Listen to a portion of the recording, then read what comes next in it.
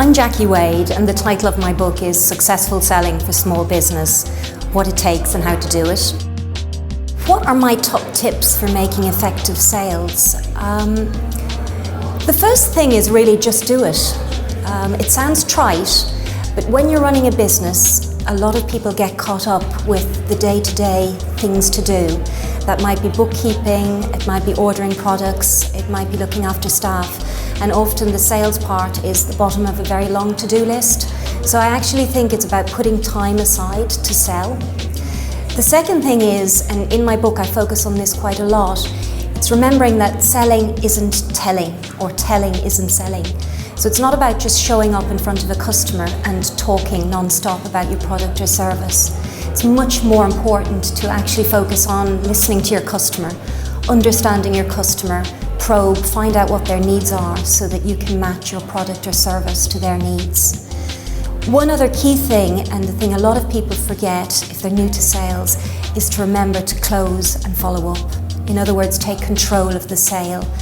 Don't just go and have a nice cup of coffee with someone and chat about your product. Remember why you're there in the first place.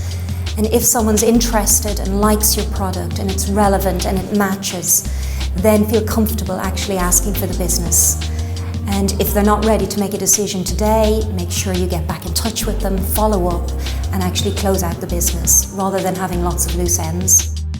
A lot of people are very nervous about cold calling. It's one of those elements, even professional salespeople, they don't like it. I think the key thing with cold calling is to remove the word cold. When you think about cold calling, we don't like to make cold calls and we don't like to receive them. So let's forget cold calling. Think about connecting. Think about connecting with customers. Think about spreading the word. If you think you have a fabulous product or service, it's up to you to get out there and share that news with the public, with your audience. And one way of doing that is to pick up the phone and engage. I think it's really important to also consider, once you do that, not everyone out there needs you or is going to love you. So be prepared for rejection, that's fine. If you ring 10 people and maybe 2 people are interested or want to talk to you, that's fine. Don't worry about the 8 people that have been rude or unfriendly or unkind, that's okay. I think other tips are to, in order to remove the cold element, do research beforehand. Understand who you're going to ring, and at least go on their website if it's a business-to-business call. Have a look at who you're ringing, what they do, and therefore be able to kind of form a mental image of the business, and also think about how you can relate your call to that person. I know for my business, it's a small business and there's loads of information about me on my website. Yet when I receive cold calls, people will often start by saying, I wonder if I could speak to the decision maker. And they've actually got straight through to me, and I've already said I'm Jackie Wade. So make sure you do your homework and make sure you make the call as uncold as possible. And again, like I said previously, remember, what is the purpose of your call? And remember to close at the end and agree what's going to happen next. Are you going to call them back in a week, in a month, in a year? But try and remember, to have a firm action coming out of the call. And again, spend time, not scripting, don't have a strict dialogue, but have a structure. Have an opening, a good opening line that you're comfortable with, and then have a good set of questions, because it's about having a two-way dialogue with the person you're talking to, rather than a one-way monologue. It's not about ringing up and just dumping on people. It's about having a conversation, understanding the customer, understanding their needs and matching the product.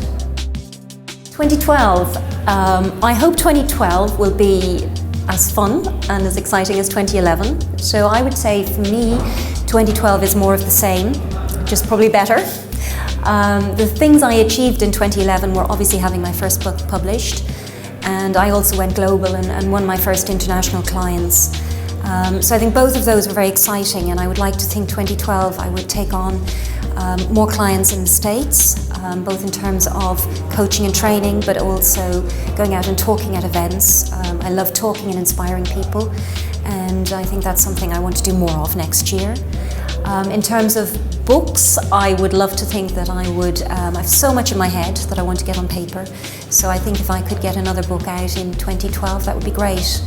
I would also like to maximise on my website the availability of material for people to download and add lots of free resources so that people can go onto my website and get lots of tips and tools. There's already tons there, so please go online to winningsales.co.uk. There's lots of free resources there, and I intend to add lots more.